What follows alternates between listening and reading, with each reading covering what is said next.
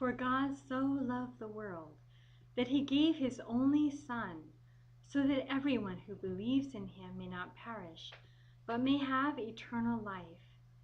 Indeed, God did not send the Son into the world to condemn the world, but in order that the world might be saved through him. The Gospel of John, chapter 3. With Mary on the way, an imaginative meditation.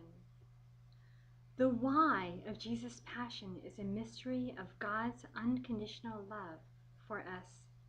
It is the mystery of the cross and suffering, of salvation and hope and joy. Let us be with Mary, his mother, and take a moment to pause and reflect on the way of the cross. Jesus is carrying his cross, bent under its weight. Some in the crowd heckle the condemned man. Others weep, others watch curiously, and others stand numbed by deep pain at the sight of the one they have loved and followed as their teacher and healer. I and the beloved disciples stand close to Mary, the mother of Jesus. We are waiting for the procession of the condemned Jesus to pass by. As he draws near, Jesus sees his mother, and their eyes meet. Mary stands beside her son, agonizing for her child, as only a mother can, helpless, unable to relieve her son's suffering. She silently says yes to the plan of God she cannot understand.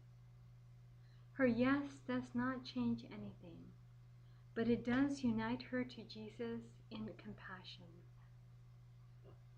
Crushed with sorrow as she is, she does not rebel against God, who is allowing these things to happen. She does not complain against the world and those who are torturing her son. She does not despair. She does not think of herself, nor dwell on her own ability or inability in this sorrowful reality. Mary simply attends totally to her son Jesus.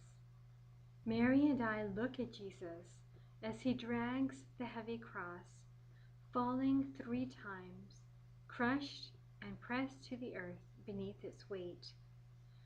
Jesus rises again and again. His sufferings appear from the very beginning to be impossible, to be beyond all human power to endure. But Jesus staggers on, strengthened by the consuming love in his free choice to take on our burden of sin, because he alone can bear it. However, in his extreme weakness, he does open up a space for others to bear the burden with him. He accepts the help of Simon of Cyrene. As Jesus passes by, Mary and the beloved disciple vanish into the crowd. We adore the mystery of the cross and accept what is given to us to bear in our own lives. We may feel at times that what is given to us is beyond our strength, that somehow we are pushed to the limits, and so cry out to God to be freed. Our faith tells us that our strength comes from uniting our sufferings, our carrying of the cross, to the sufferings of Jesus.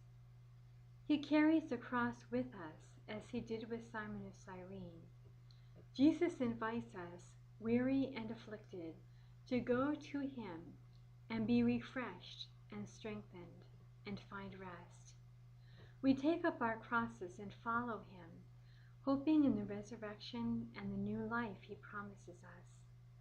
In our own trials, God gifts us with minute experiences that open our minds and hearts to see something of what Jesus suffered for us. Jesus is the reckless and lavish lover who gave everything in exchange for our love.